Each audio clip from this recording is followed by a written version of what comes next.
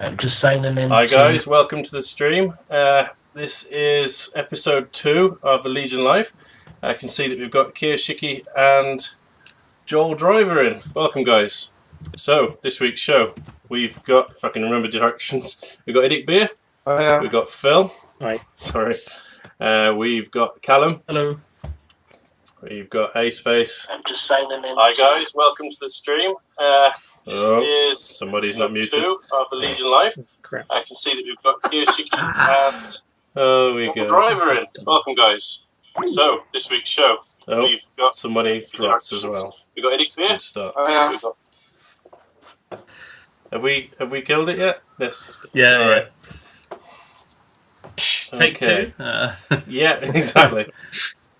Okay, we've got Aceface and we've got the Warpforge, Jacob, who's actually just dropped off from the call. Hopefully he'll be back on in a minute.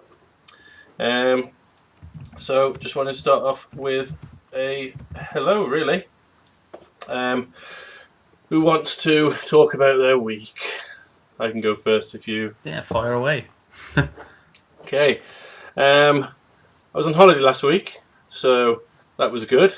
Haven't been away in a while. Got back from holiday and a little man's got an infection in his eye and a white lump on his actual eyeball. Oh, I was crapping myself.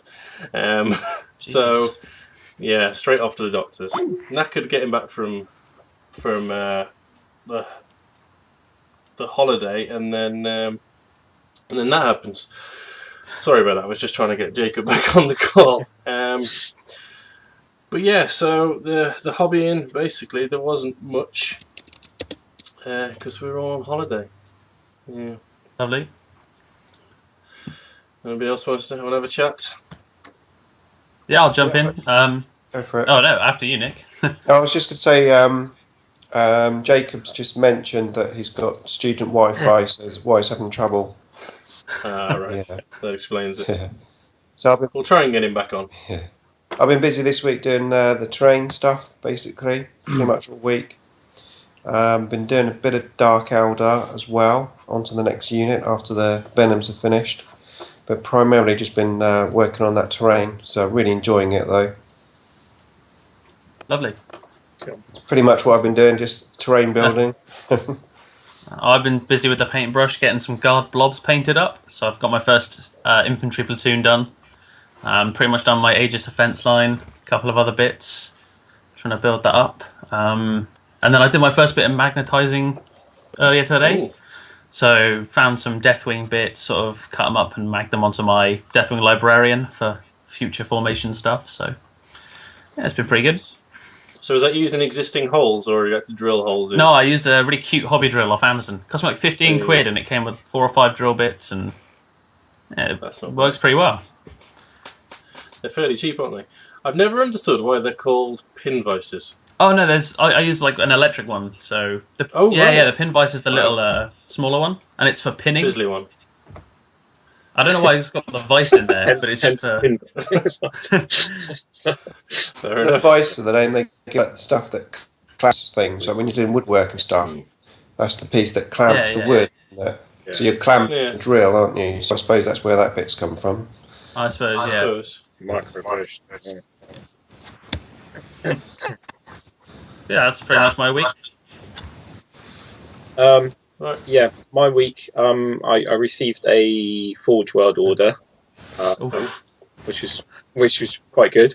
I got hold of Horus Heresy Book 6, Retribution. It's the first Horus Heresy book I bought, and it's really a fantastic book. So, really happy with that book so far.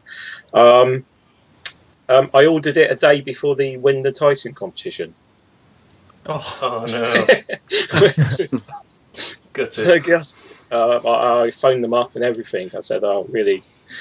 Not put me in this competition and stuff," because it was just one day ahead sort of thing. I actually rang them as well. Yeah. I rang them. The reason I rang them also, my book was slightly damaged.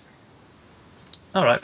In transit, it was basically damaged just a little bit, bits and pieces. So I phoned them up and said, "What can we do about this?" And they're going to be sending me a new book. Oh, cool. All right. I've heard they're pretty good And- as customer service, actually.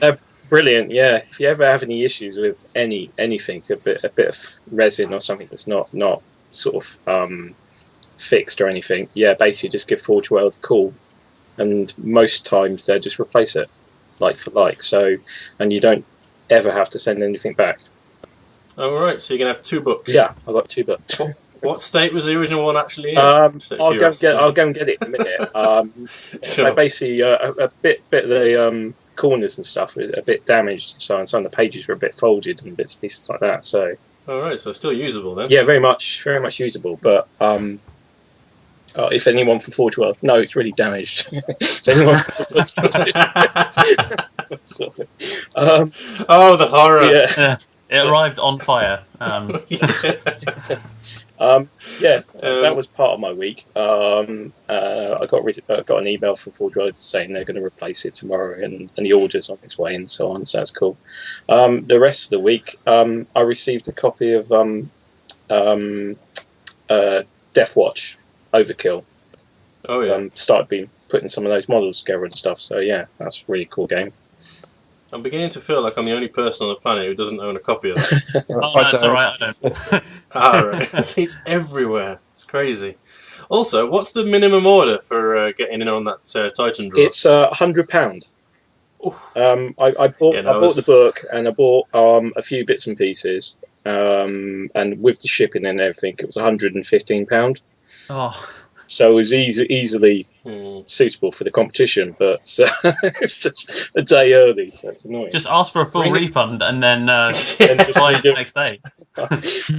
Yeah. Well, does them sending another book to you? Does that now classify you as being in the on tag? its own is less than £100, so it's like Oh, just annoying. gutted. Yeah. So that was basically my week. Cool. I've had a pretty hectic week. Loads of projects on the go. So I've also got the older Death Watch guy, hence the big nasty gene stealery guy, work in progress at the moment. But yeah, so I've been doing a lot of that, putting them together, trying to come up with a list that will be suitably nasty with that. And then I've been working on the World Eaters some more. So finished off the Contemptor, so that was pretty nice. And then just a few other little bits, working on a Corn Army in the background as well. So that's kind of ongoing. So I did a few Flesh Hounds. At the moment I'm a bit kind of swamped with it, to be fair. Quite a lot of projects ongoing, but it's good. It's good. And I've just started a new job, so it's been a bit sort of hectic squeezing things in. Yeah, I bet. But yeah, no, it's been a good week. It's hobby stuff is pretty crazy at the moment, but it's all good fun. It's You say definitely a that- double-edged sword. Sorry, Karen. Sorry, mate. Did you say you had to make a list up for Death Watch? I thought it's like fixed models. No, and- well, you've got basically, if you take the formation, so the formation's 600 points for basically all of the cult gene stealers. So you can take that as a formation, but obviously no game is generally going to be 600 points. So it's how that sort of goes with a Tyranid army. So particularly if you want to, use like a lot of infiltrating stealers, I'm trying to come up with a way of making a gene stealer Death Star. So so lots of invisible gene stealers running at you. Sounds pretty funny. Oh, okay, so I see what you mean. So you're going to use the Death Cult thing in a normal list as a formation, not talking about the actual game itself. So the game itself is like a fixed. I'm not really interested in the game. It's just really all about just putting it into my Hive Fleet really and making it work. I mean, the boards will just basically get thrown out. All the useless Marines I've already managed to dispatch to other people. But I was going to say, eBay them. Yeah. no, I've got. We're doing a swap, so I'll basically get 2 lots of stealers. So it should work out nice. Yeah. That's cool. I would say keep the boards, because I've looked at the boards and I said to my friend, the Dark Arts Sam, who's got the game, I said to him, keep the boards because you could use them for like kill team games and also Zone Mortalis games as well. So it's It's a good idea. Zone Mortalis, actually. Okay. Yeah, good idea. But yeah, so it's been good, entertaining. Yes, it's very much a double-edged sword having too much hobby to do, especially when you run a YouTube channel. It's great for the content, Yeah, but it's just so much to do at the same time. I actually find it's kind of almost like I find it the opposite. It's kind of I actually find it's worse for the channel when I've got lots going on because I end up spending more time hobbying and less time producing content. Almost for me, the best time is when I'm really low on hobby stuff and I'm up to date, because then I can concentrate more on the battle reports and more of the tactical stuff, and I don't have to worry so much about the actual, because I'm just kind of getting stuck into stuff. So it's kind of I find it a lot harder to kind of squeeze the actual content out. But yeah, just the way it works, I suppose. Cool. I mean, my week's been quite full of hobby because with university now getting like a bit lax on subjects because I've got everything planned and just waiting for things to do. I've just been filling me time full of just painting up my Night Lords because they need to get painted. So as soon as I get painted, I get doing more battle reports, and I can't wait to do more battle reports with them.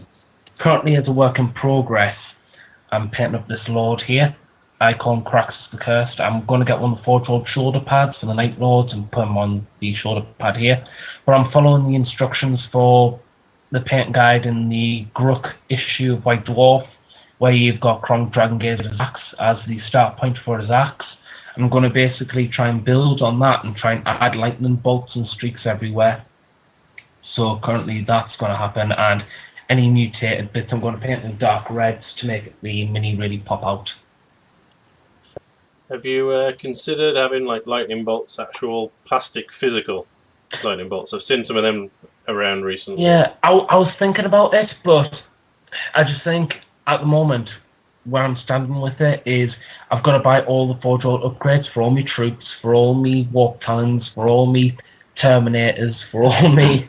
I just think at the moment I'm just going to think about getting the actual upgrades in, paint the stuff up, then because of the nature of the lightning bolts and stuff, maybe buying them later and have them as like a special effect on stuff. Fair enough. Cool. I think they if done right, they can really add a lot to a model. Oh, I But it's, can't. Yeah. It's a gamble, I think. Yeah, I totally agree. John, Right, so Driver said that he likes your bone colour on your marine guns. Oh. I think that was that aimed the- towards Barry, wasn't it? Quite, Sons of Neptune. possibly. quite possibly. Yeah. Let's do a little shout out. We've got Amy S. We've got Scarnares in here. We've got Barry from Immortal Uprising Studios. I saw that we've got Big Mac Danceville in here and all. Welcome, guys. It's a nice turnout. Yeah. Hey. Right, so I was listening to Aceface talking about a new list that he'd got building up, and what I was thinking to myself is that's a perfect segue to our topic of the week. So Always may helping as you well get out. on with it. Always helping you out. Yeah. I was just a shame I couldn't do it at that point. I needed you to go last, really. Yeah. Planet. It's all in the planet. Yeah.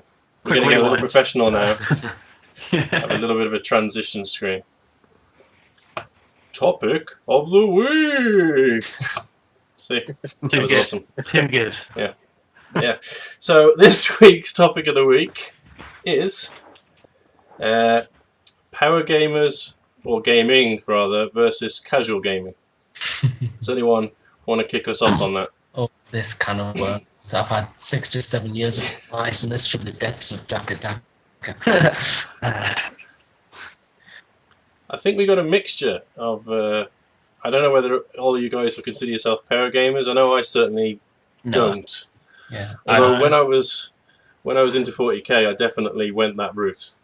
I Yeah. really fell down the rabbit hole of building lists and trying to come up with the cheesiest combinations of war gear and all that sort of stuff. Even sort of building lists against specific armies. Oh no. I remember. Did you list snipe? Did you find out what your opponent was playing and then be like, oh, really? I kind of learnt what he had and then started doing it from Shame. there. Shame on I you. know.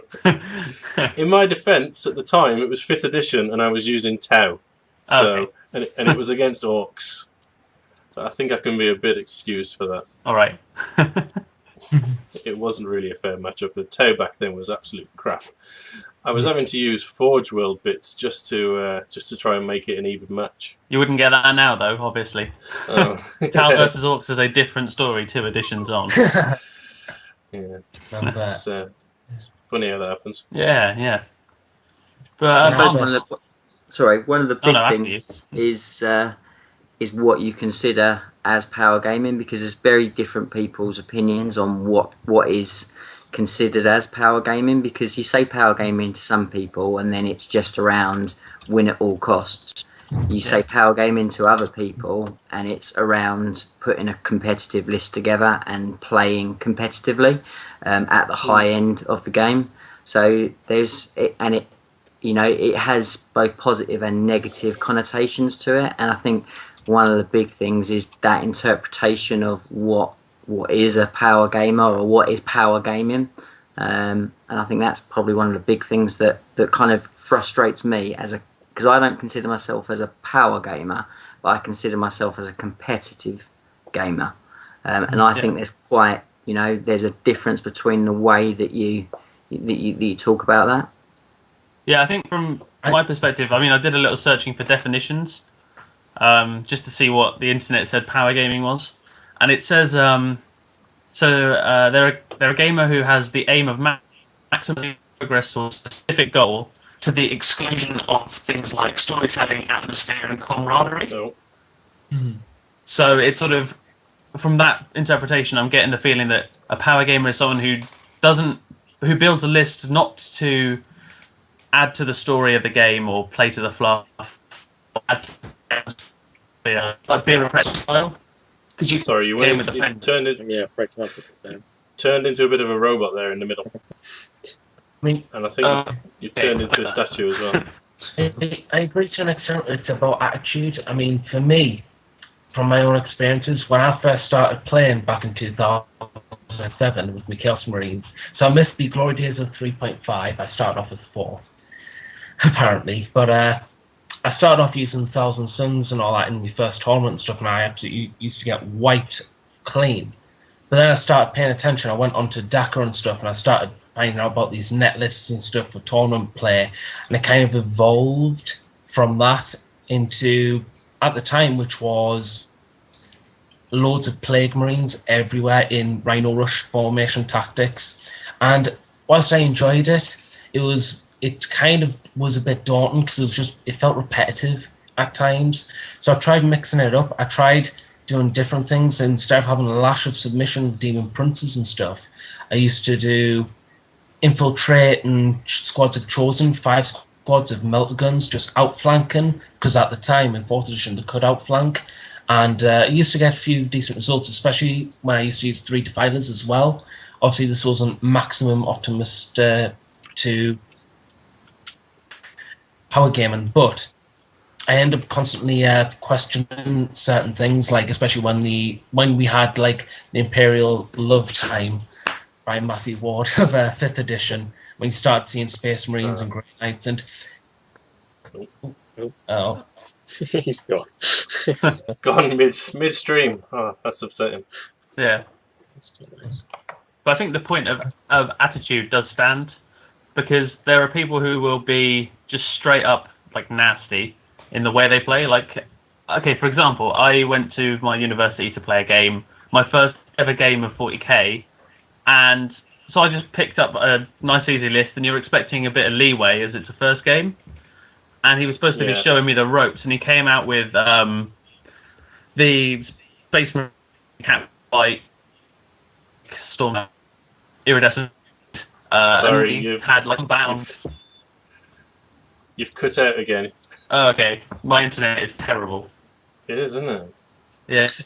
Yeah. I'll slow down a bit. You just become a bit of a blur on the screen. Just a hair and a t-shirt. All the good bits. Student Wi-Fi, yes, or Yeah. Yeah. I noticed that we had comments that you need a haircut earlier on in the chat Yeah. But I had one this week. this week. I think the only way you're going to look like you don't need a haircut is if you shave it all off. Sorry. Just Nah. needed to get that out there. Carry on. Hopefully the internet's recovered by now and you can get a sentence out. Okay. Anyway, basically someone tagged with an unbound cheesy list for my first ever game at 750 points. And I would consider that power gaming. To go out of your way to win a game against someone who doesn't know how to play. It's that attitude. It's almost like you guaranteed winning sort of game, isn't it? I'm going to win at any cost. The whole win at all cost kind of thing, where it's like, there is no way that I will bend the rules such that I can do this. And I will take advantage of the fact that I'm playing an inexperienced player to do so. win at all costs. Yeah. I think that's where the power gamer lies. Because I'm all for competitive players. I think that's great. Because competitions and stuff really spread awareness. So.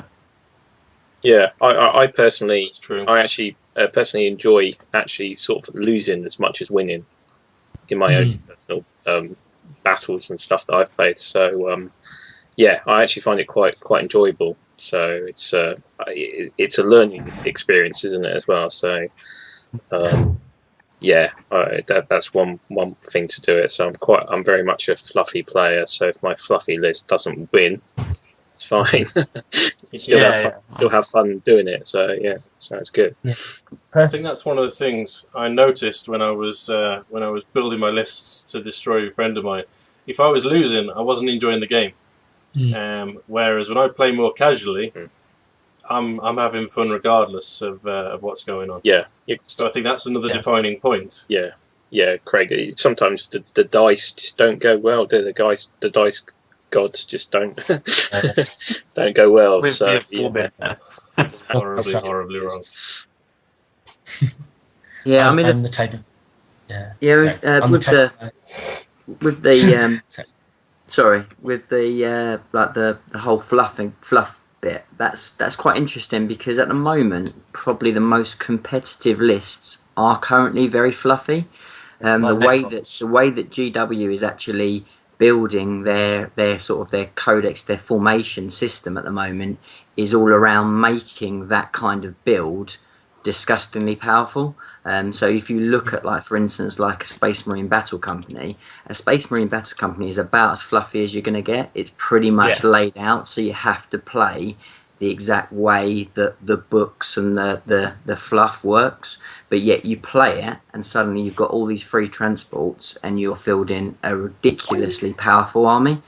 It's the same with Necrons, so you build them in a particular way and suddenly they've got that fluff of being able to just not die, that kind of Terminator style kind of fluff to it, and that kind of goes throughout. So it's interesting when you talk about power gamers sort of going away from the fluff, because actually at the moment it's actually aligning the fluff with the strong lists and the powerful gaming. Yeah, my thing on that is it's not that they're choosing to build a fluffy list, it's that the fluffy list is the competitive list. So it's not like they would normally do that if it wasn't as strong. That's what I mean by a power gamer. It's that attitude. So if the strongest list is the fluffiest list, that's sort of a coincidence for the power gamer. Yeah. But I mean, if they changed it, if they said that this fluffy list is now garbage, you would see power gamers make the big transition across to really hardcore lists again, and you'd see the fluffy players stick with the fluffy stuff. So I think that's what I mean. It's like an attitude change. So like, if you are win at all costs, it's up here, not necessarily on the table. Word, though, isn't it? The word power gamer, it's not the right word, though. I don't think for that. What you're talking about, that situation, that's just competitive players. Oh yeah, no. I mean, the mentality is more on the power gaming side. Because you can be competitive, and then you can be. What was it? I remember a comment on one of my videos. People were putting Aegis defense lines backwards on their own deployment edge because the rule is if you're behind the Aegis defense line, you get a 4-up cover. Now that to me is win at all cost. Yeah. Like, I think it's when you're trying to exploit the rules over like common sense. We all know like 40k has very vague areas of description where it's open to interpretation. If you're trying to like exploit that to win games, it's very much of an attitude problem. But going back to the formationception detachments with the Decurion stuff, I think we're also in 7th edition in the game of transition. Currently, every codex is getting some form of detachment. War Gazgul just gave the Orcs one. The Curse of the Wolfen gave the Space Wolves and the Demons one. At the moment, I think they're recalibrating the balance levels, so to say, like 5th edition did for all the codexes then, to these formations so that everyone can be on board. But at the moment, we're still in transition. So, for example, Chaos Marines don't really have any detachments unless you go with Khorne Demon King. yeah, And even then, it's a bit of a weird mix of both demons and Chaos Marines. So I think the whole competitive aspect of formations is it's currently, I can't personally comment on it because it's too much of it in transition. I think it's harder to spot than 5th edition, where we used to have like literally 1 or 2 net lists. Like, for example, Grey Knights had Drago Wing and Crowy Wing, where it was just Purifier spam and then was Terminate spam with Drago and stuff like that. You had Salamanders back in 5th edition, where it was literally just Twin Link Melt Guns or something like that. It's harder to spot, but again, I think the idea is more with the attitude problem. If you've got people trying to deliberately exploit rules just to win games, then you'll obviously have that. You'll always have that collision, I suppose. Yeah, well, that's arguably the difference between the definition of a win at all cost player and possibly even a power gamer stroke competitive player. You know, it's like when I played Ace on that game when you bought your Supremacy suit. You know, you came there to win. You were going to win that, whatever happened, weren't you, that game, you know? And arguably you could say you were power gaming on that particular game. But what came with the game was your attitude towards the game that made the game really fun and friendly, and we had a great time, even though you potentially were power gaming. You weren't power gaming because you weren't. Do you know what I mean? So it's the actual definition is just so difficult. that's right. Yeah. I think it does come down to how your opponent plays you more than the lists they take necessarily. Unless that list is like using the rules, like you say, to just make it an auto win.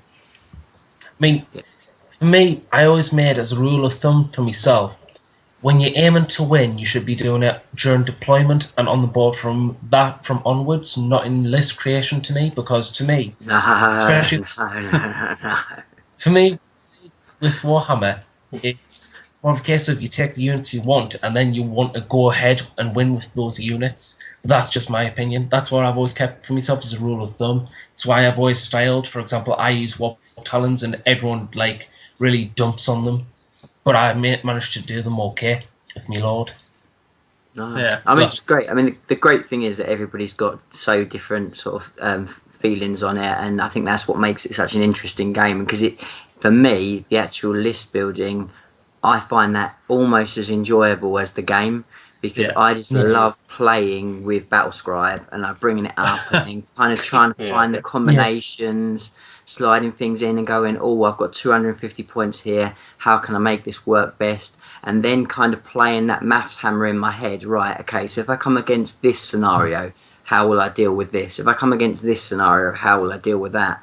And for me, it's kind of like, I absolutely love it. I will literally stay up late at night, just smashing through lists, working out what will work and how that will kind of fare against certain things. And as I kind of almost think a lot of the time, particularly like high-end competitions, quite a lot of the time the game is already lost before you put a model on the table if you've built your list wrong. And even to the degree when, I mean, recently going to Vegas, I would say to a degree, I almost lost that tournament without putting a model on the table, because I went to a tournament that was heavily formed with MSU, and that was what won the tournament, and that was factoring in the top 15, and I went with elitist, So Yeah. every game I was coming up against, if I had bad luck and my rolls went down, I was losing the very small army I had so quickly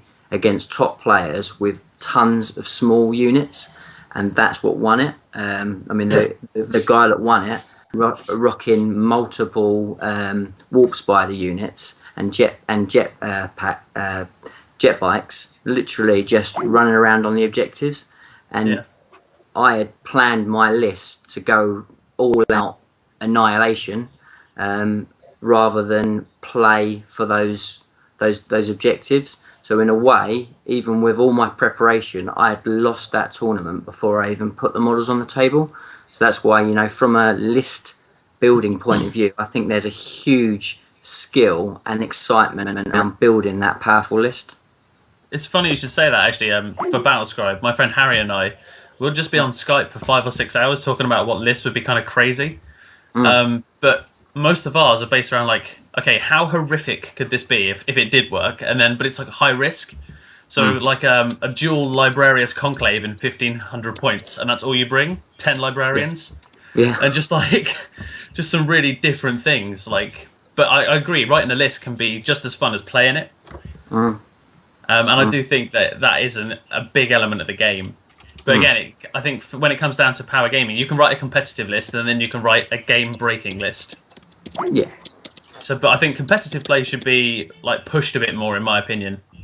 Like, I think people should be encouraged to enter competitions and stuff, garner experience and that. Yeah, I totally agree. I mean, if anybody gets the opportunity to play in a tournament, even if they don't feel they're a competitive player at all, I would heavily advise it. It's just a great experience to kind of play organised 3 games, 3 to 5 games. It's just, even if you never do it again, I would thoroughly recommend, because I think a lot of people will be extremely shocked about the type of people that play in tournaments. It isn't a bunch of idiots. It isn't a bunch of, you know, horrible games. I would say, of all the tournament play I play, probably 5% is against the players you really don't want to play. The rest of it is against just people that want to have a good fun game in a nice competitive environment. You know, that's just from my experience, you know. Of course, yeah. I'm actually going to admit to something now. Oh, no. I know, right? I actually built a spreadsheet which had the different tower weapons down the left-hand side, and then there was a drop-down box for ballistic skill, and then there was drop-down boxes for cover and that sort of thing, and how many points they all cost, depending on what they were mounted on. And it told me, based on how many of those I took for that many points, how many orcs I could kill per point. And I had this whole thing going on where you could toggle on and off whether they were in cover or not. So I was like, well, if it's cover heavy, then I need to have this weapon. But if it's not cover heavy, then this one's better at killing them. And it was just, it's not healthy. It's not at all healthy. Oh, Craig. Did you win? No. I just couldn't kill orcs. That's how bad the 5th edition tower was. It was just awful, especially against orcs, because they're in your face in like 2 turns. Yeah. There's just nothing you can do. And as soon as they hit your lines, they used to munch through the whole thing in about a turn and a half. Well, yeah, this is it. So you probably won't believe me when I say this, but my buddy, who I play with the Blood Angels, we used to always consider him a power gamer. All right. Back in the day, because he used to play Blood Angels, which used to be awesome. Codex, yeah. With the Death Company and Honor Guard and everything. And I was playing my Necron Codex, which was, well, at the time, probably 7, 8 years old. Yeah. And he used to thrack me all the time. And then with his orcs, he used to play Thraka with the knobs in a truck. And then he had mega knobs, wound allocation, blah, blah, blah.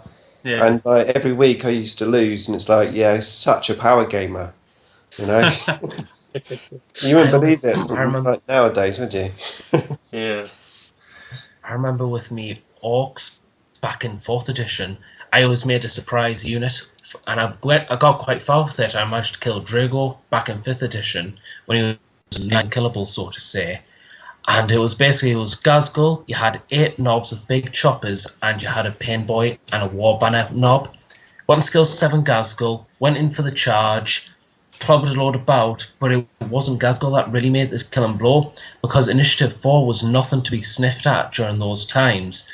A lot of people were caught off guard by that, then start seeing the dice pile on from the big chopper attacks, and they just rolled them, and the weight of attacks usually cleaved through Terminators back then.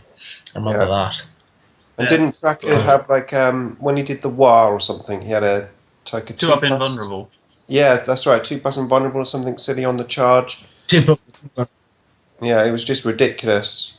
It got worse. He gets that every turn now in the new formation. I know. Yeah. One of my friends was talking to me and he's like, imagine if you could give him the lucky stick so he could reroll saves. Like, that would be brutal. What, like a Mantark? Yeah. Yeah. Every time I've tried the lucky stick, it's always went wrong for us. I've always went, oh look, okay, got to roll 3 times, 111. Okay, I get re-roll again, 111. Oh look, it's dead. It's like, The thing is, with orcs, that still isn't overpowered, which is... I know. yes. I know. It's I nice. prefer to- It's not overpowered. It's Well, just 2 up. 1D shot to the face. Yeah, exactly. I've actually got a question Yeah. for you guys. When 7th edition came out, or was it 6th, and they introduced the cards and the objective cards? 7th. Yeah, so. That 7th, was it? I was thinking to myself, that's perfect for narrative gaming, for basically fluffy gaming. And the thoughts that I was having is basically you tailor the objective cards for each player in a fluffy way. So, say there's some objectives behind a wall. Say you've set up your table, so there's a big sort of fortification, and one army starting on the other side, and you've got your objectives close to or behind that wall. You could have it so that you've found all the objective cards with those numbered objectives, and then the person who's trying to get over the wall, that's in his deck, and then the other person can have the other objectives. It's been a while since I've read them, so I'm not entirely sure what they are. I don't think I've ever seen it used this way, or that way rather. But I think that would be a really good way of using 7th edition for narrative gaming. I just wanted to know what your guys' thoughts of that was. Yeah, Whether that fits in with the way you play. Yeah, there was some talk at the beginning that people were going to sort of deck building, as you're saying, with the cards and so on. And I think with the different armies that have come with their own cards and their own objectives and so on, it obviously makes it easier to sort of deck build something to be suitable for the army. I suppose there is that. They have come out with their own. Yeah, but I mean, per army now, haven't they? even them, those ones aren't great. Yeah. Like, I think there's a couple of Dark Eldar. Or is it in the Tau book or something? They've got one which is you have to kill a unit near a board edge or something. That's and it's Tau, like, yeah, but that's very Tau-like because it's by a board edge. Yeah. Like in a fluffy scenario, there are no board edges. Yeah. That's true. So, in that respect, I think they've kind of. I like what you're doing. The idea you had though, with the taking out certain objectives and saying someone has 2 hold the line cards or something. Yeah, exactly. Like for fluffy Especially gaming, if I you've could got see 2 that decks. being good. Yeah. I just thought that was a great opportunity, but I don't think I've ever seen it done. Oh. Something worth a try, I think. Yeah, I don't think anyone's ever took the time to actually or something. So yeah. Yeah. I mean, are a lot of people actually using the ITS rules now? I know that they. Sorry, yeah, ITC. I'm thinking Infinity with the ITS. the ITC rules, because I think that's probably the only way to have proper, fair games now, isn't it? It's considered the only way of actually balancing a game with the way things are, because it's an absolute mess in terms of balance, isn't it? Yeah, it's very split. I mean, there's still a lot of people that hate ITC. I mean, I'm a massive fan. I love ITC. I think ideally I'd play it every game. I just think it's by far the best. But it is split. There are a lot of purists that don't like a organisation, even if it's an organisation that's voted on by by the community, which is what the ITC is. They still don't like anybody tampering with the rules. And what ITC do is they take the parts of the rules that actually make things ridiculously overpowered, or around that type of thing, and then they manage them to try and give a bit more of a level playing ground. All right. So, for instance, like D weapons. So in the ITC, if you roll a 6 with a D weapon at range, it will take a maximum of 3 wounds or 3 hull points with no save of any kind. Now that is very different from the unmodified version where it's 6 plus D6. So basically remove the model from the table. So yeah, there's quite a lot. There's a lot around save. So the maximum save you can have in the ITC is a 2-up followed by a 4-up, rather than potentially in the unmodified version of the game. There are plenty of ways to have a re-rollable 2-up save, which then makes something completely unkillable. 1-up feel no pain if you go for the Iron Hands chapter tactics, which is just ridiculous. That's kind of almost another story altogether, because if you read the rules, it says everything always fails on a 1. So the people that argue that are wrong. Yeah, I know. Still, a 2-up feel no pain is pretty solid. Yeah, it's awesome. Yeah, totally. But yeah, so I mean, the ITC, I absolutely love. I mean, I don't know what you think, Nick. I mean, we played a game of it in my preparation. I don't know how you think about it. I really enjoyed it. I thought it was very good, and in some ways, playing you like with the ITC rules made me feel a bit more comfortable playing you, because I knew there was limitations on what you could take as well. You know what I mean? Yeah, because I haven't necessarily got the plethora of those top-end models as such. So I was using more basic stuff, and I knew that apart from obviously the Storm Surges and stuff, but even those were pretty hardcore, but at least you couldn't go beyond them. Yeah, because there's a band list. True. So all the units that are just like the Tau Supremacy suit that I brought to the game before. You can't bring that in the ITC, for the reason is it's broken. You can't bring, there's a lot of things that you can't bring. So you can't bring stuff generally that's like a large, massive blast, strength 10 that ignores cover.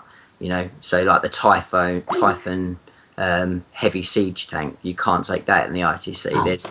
There's like anything with basically Titan in the title is banned from it. So there's an awful lot of units on there that they just don't allow you to take just around that balance thing. They don't. You can only take a maximum of 1 void shield generator with the maximum of 3 layers on it.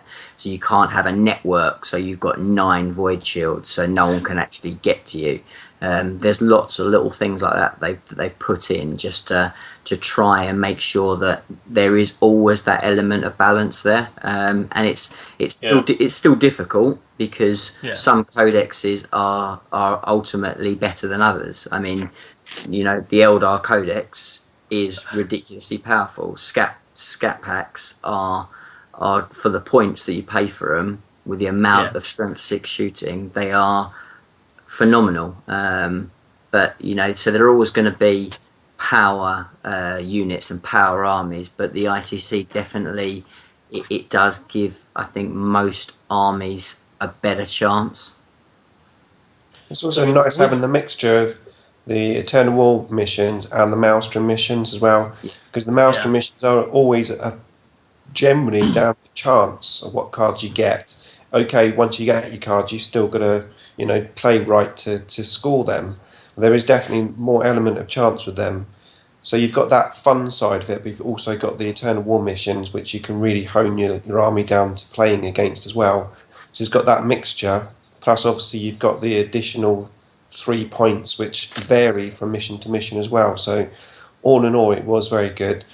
The only thing I didn't quite like about it was the fact that after every turn you've got to make notes and stuff, which I felt just slowed the game down slightly. From my point of view, certainly when I play my buddy, we are limited on time, and that's why we generally play the standard Eternal War missions, because we know where we are. Don't have to worry about drawing cards and reading cards and working out what to do with each Maelstrom point each turn, and it keeps the game nice and quick. But yeah, I definitely enjoyed the ITC rules. Yeah. From a competitive standpoint, do you think the way that the ITC has banned certain units affects the game that you want to play as a competitive player? Do you think it affects what you want to bring, and is that positive or negative?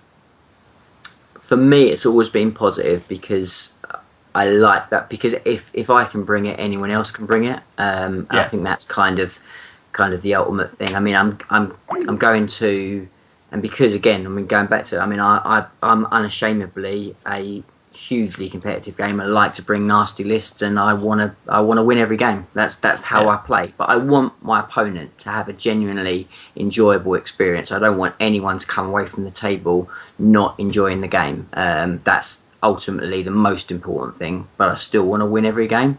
And I mean, I'm going to the London GT in a couple of months' time, which is ETC rules, which is pretty much it's more or less the core rulebook. So more or less anything goes. Yes, there are restrictions to your army build, but it's more or less anything goes, and that makes me just want to just build nastier, horribler, more broken, because I know what I'm going to be against.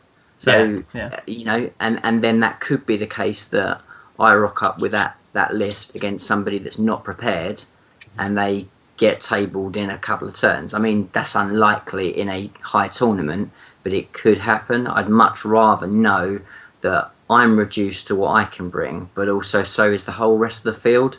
So it kind of, you know, you've always got that kind of chance. And I never thought at any time at the Las Vegas Open did I ever rock up and put my army down and think I didn't have a chance to win it. I think what they do is actually a really, really good thing, because it also means you don't have to buy the mega expensive units sometimes, because cost is always a thing in this hobby that gets overlooked, and sometimes if you want to win you have to buy the really powerful units, and I think by having that cap on some things, it definitely helps in that respect too. It just so happens the expensive ones are the good ones as well. Oh yeah. Funny how that works. Yes. Pure coincidence, of course. Pure coincidence.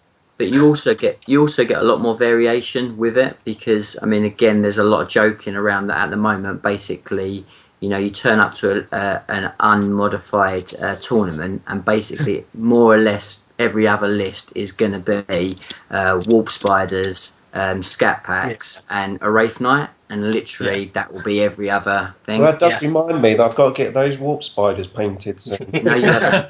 I've hidden them, Nick. You're not having them back. Because again, in the ITC, they can only jump away once, because again, it's stupidness. So you target them. If they can get out of sight, then you can't shoot at them. But basically, in the unstripped down version, as many units can keep doing that, and they can keep jumping as long as they stay out of line of sight.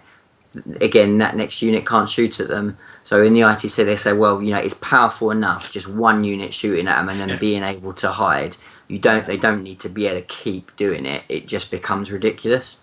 But they still, the winning Las Vegas Open list was like 40 warp spiders. So it just shows that even with something heavily modified to reduce its power, it's still really, really powerful. Yeah.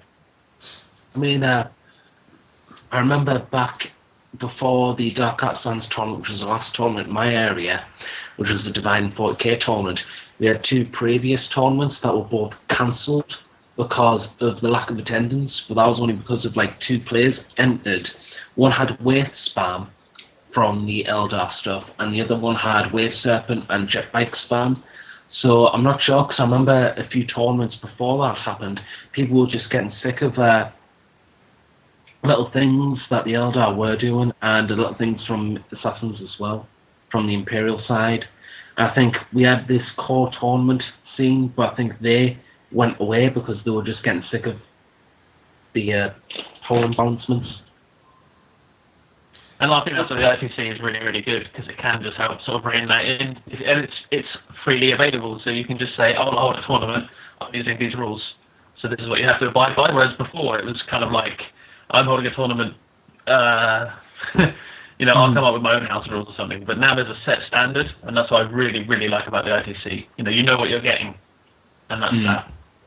Yeah. How about the Highlander rules? Has anyone played those? Yeah. No, they're really good fun actually. And if you do want something massively reined in, that's the ultimate way to do it. And again, like I suppose a purist tactician would say that's the way to, to really test yourself.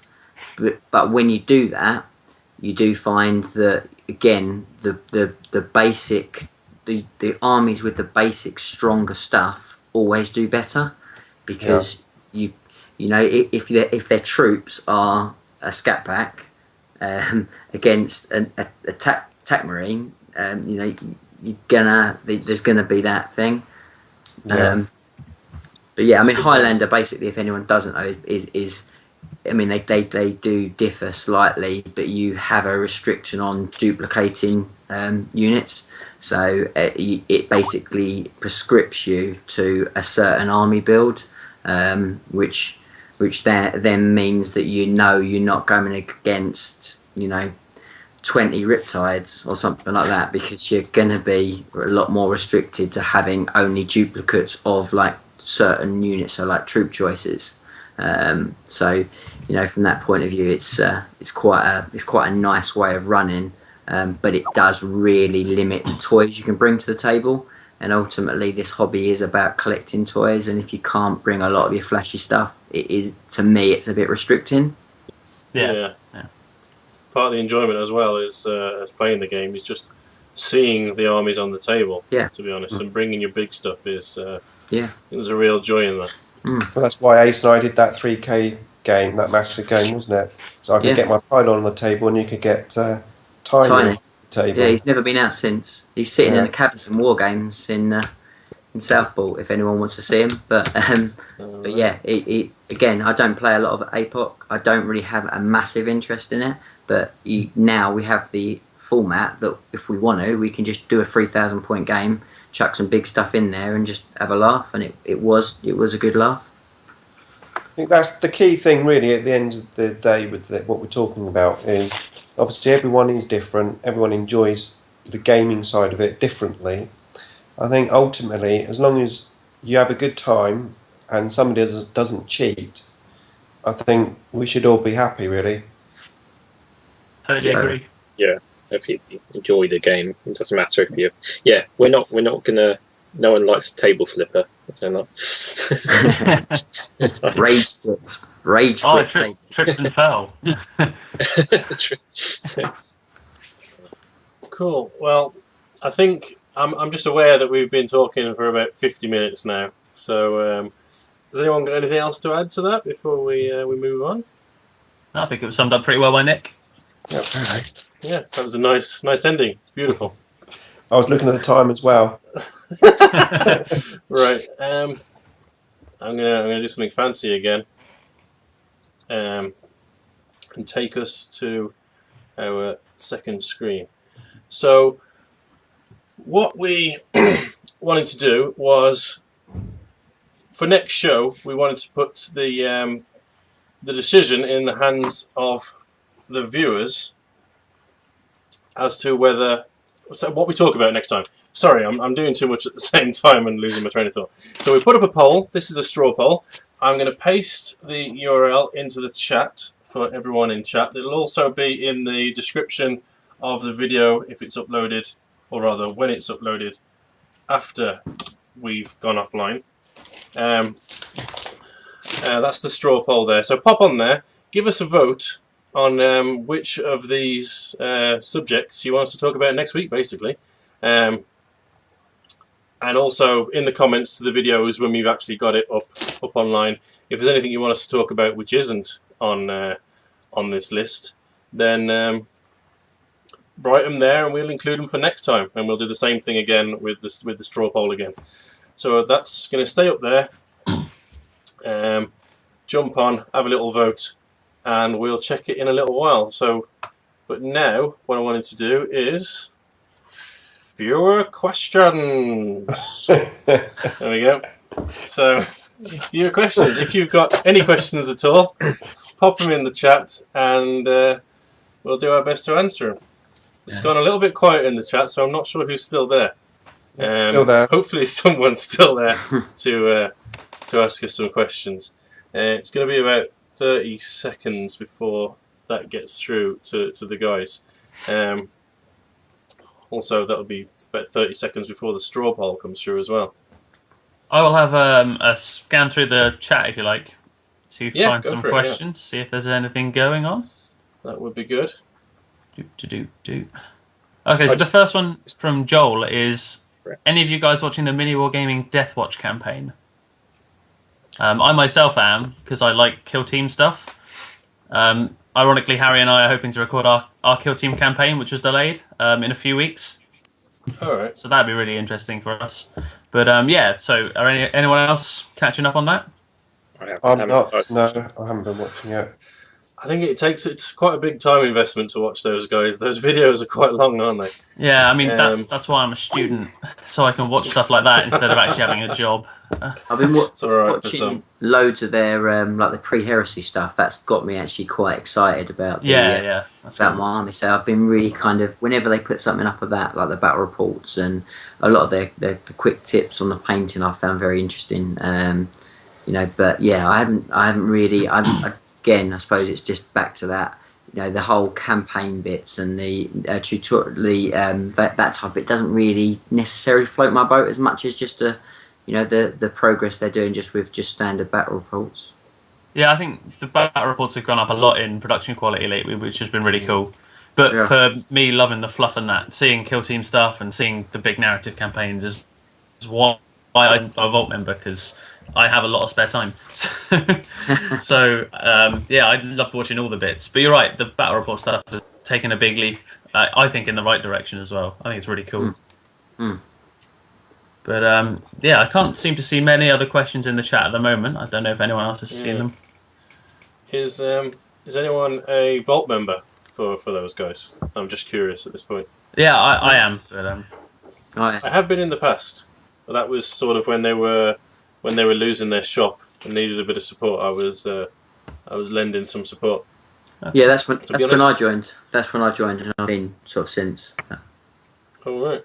I quickly got through their library of videos that I was interested in, and I didn't. There was nothing left. Just because I can get through videos quite fast. So it lost a bit of its joy for me. All right, yeah. I just find it's a nice way to burn like an hour and a half whilst I'm painting or something. Just stick it on. Once I've watched all the other little videos on YouTube, stick on something a bit longer. Just take away the monotony of the brushwork. That's fair enough. Craig, there's a couple of comments. I don't know if you can see the chat box on there. Skarnir said the link's not working for him. Yeah, is it working for anyone else? Yeah, it is. It is for me. Yeah. I wonder if it's region locked. That would be unusual. I wouldn't have thought so, though. Yeah. I don't know. No. 4 votes so far. Okay. Seems to be working. Yeah, the refresh. Well, so works on mine. Unfortunately, it seems to be a problem on your end, Skarnir. No. The amount of times I have to say that at work. Never thought I'd say it here. Dear. So there's another question here, but I'm not sure who this is aimed at. So it says, I missed the channel name there. When Kablams mentions it can be quite long. Was it a specific one or various? So I don't know if that's... It's Mini Wargaming. Okay, there we go. The one that we were talking about, yeah. Yeah. I think we just assume that everybody knows that channel because Well, of how big it is, but of course... It's kind of part of the reason that I'm here for sure, and I'm sure it's influenced a lot of people on getting into the hobby and stuff, so... But, yeah. We have a viewer from California. Sorry, just felt like... Sweet. Sharing that. How big's the delay? I mean, the only other long channel name that I can personally think of is almost unpronounceable. I don't know if anyone else wants to have a go at it, but yeah, I can do it. Easy. It's easy. Yeah, I think every week we should have a little challenge. Right. Yeah. Say, yes, say his channel name 5 times in a row. Yeah. I can't even say it once. think- So to be I've honest, never managed it on video, not once. I've tried so many No, not times. me. I practiced and it still didn't work. It's just. Let's take a poll. Have we all practiced his name in private? Oh yeah. Oh yeah, of course. I can get the first bit. Crew Oh Orange. dear. It's the Angelialis. Is that? Yeah. Yeah, it throws me. Exactly. Is it actually supposed to mean anything? Is it like proper Latin for something? Or I have no idea. We'll have to ask him. Yeah. Because He has answered it so many times, but I believe Has it he? does have some sort of Blood Angels connotation, I think. Oh, I okay. think he just likes oranges. Yeah. I think just calling him Curious Orange is probably the best way to go about it. Curious Orange. Curious Orange, love it. Yeah. If you ever need to write the name as a banner on the chat, just I was going to say, yeah, we're having him on at some point, so I'm dreading doing this for him. It's going to be a bloody nightmare.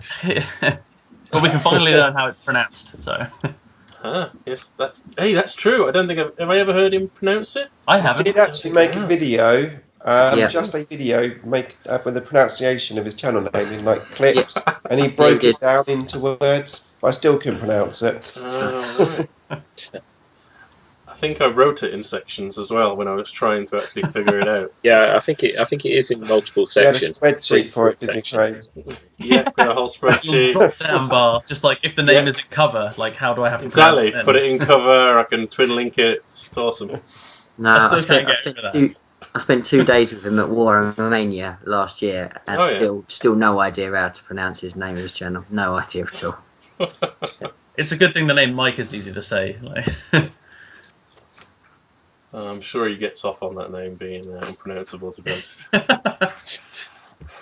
To be fair, when Dodgy as that sounds. I made a joke with him that I was going to make a petition on YouTube for him to change his name, and he did actually say that he was thinking of changing it.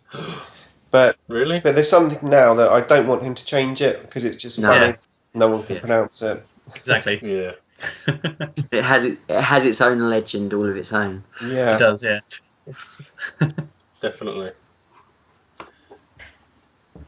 Right, so it seems that Skarnir has actually managed to get on and vote, so that's good. Happy days. Yeah. Technical problems are over. Cool. Well, as it's coming up to the hour, did you want to have a look? Well, it might have been an hour now. Did you want to have a gander at the straw poll, see how it's taken Yeah, off? I'm looking Yeah, at it now. At the moment, Age of Sigmar and the Death of Fantasy is winning with 3 votes. It is, isn't it? Oof. Second is our famous favourite Skirmish You get Games. And a couple of 1 voters for Is This Hobby Too Expensive and Is 40k Play to Win. And I can tell you one of those votes was mine. Pull that out though. Yeah, I'll vote it as well. I think we are stuck on that, yeah. Seems to be about right. Cool. Are you going to be able to Um, leave the poll open, Craig, or maybe do a video on it on your channel at some point Oh out yeah, of the poll? definitely. And we can go over it next chat of this, to be honest. Any of us play Age of Sigmar? Haven't No. I've got the box. I got Not- started it, but I haven't actually played the game yet. So it looks interesting though. I've watched a lot of games, and I've been thinking about taking an interest in it. But every time I go to put money down on Age of Sigmar, or like fantasy models and that, I end up getting distracted by the 40k bits. They're in the same place. That's the problem. Exactly, because I was going to start some high elves, and and then I found some Imperial Guard, and I was like, well, I've played a test game of it, just just like literally with the starter sets, just for a couple of turns, just to see and it does seem like a lot of fun. Just as out of the box, just as a bit of a laugh. But yeah, I mean, I just think I don't know whether there's more to it, but it doesn't seem there's massive amount of depth to it. But I've got a big Skaven army from Fantasy. They're not what I used to play. That's literally just sitting packed away, gathering dust. But I'd love a reason to get it out and to sort of get it playing again. But I don't have a desire to, and I don't really know anybody else that really loves it.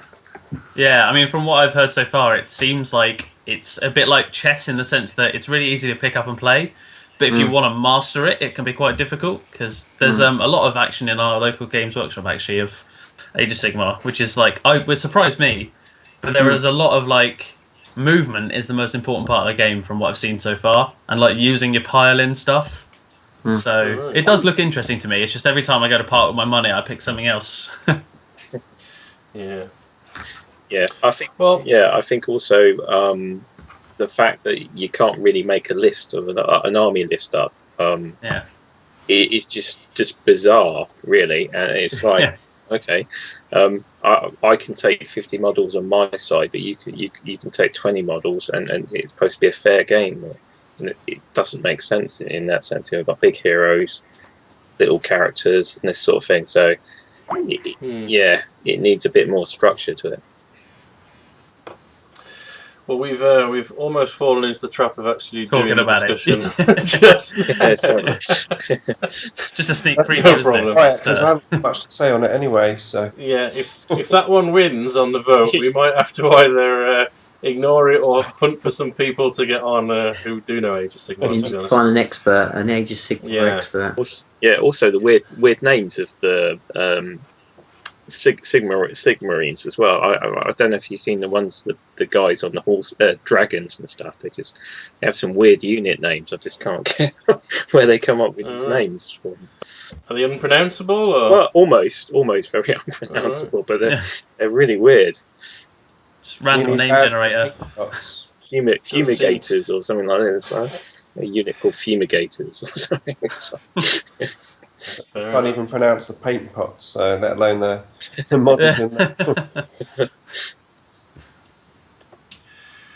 Cool. Right. Well, I think we've probably come to the end there. Lovely. I think we've had a fairly good discussion. Hopefully, everyone's enjoyed it. Who's been watching? I think we've been enjoying it. So, whether that's one side of it, isn't it? But hopefully, the guys in the chat have also had a chance. I think with it being a slightly later one this week, I don't know whether people have gone off to bed or what, but we seem to wane in interaction in the chat towards the end there. But hopefully that gets better with time and more people find out about it. This will be going up on my channel. I think the other guys download it from there and put it up on theirs as well. So there will always be a chance of watching it on demand, I think they call it. VOD, video on demand. I don't know. I'm not up with these sayings, but yeah. So I guess there's nothing left to say, but good night. Yeah, thanks for watching. Yeah, see you all later. Right. See you guys. Right. See you again probably in another 2 weeks. Cool. Cheers. Bye.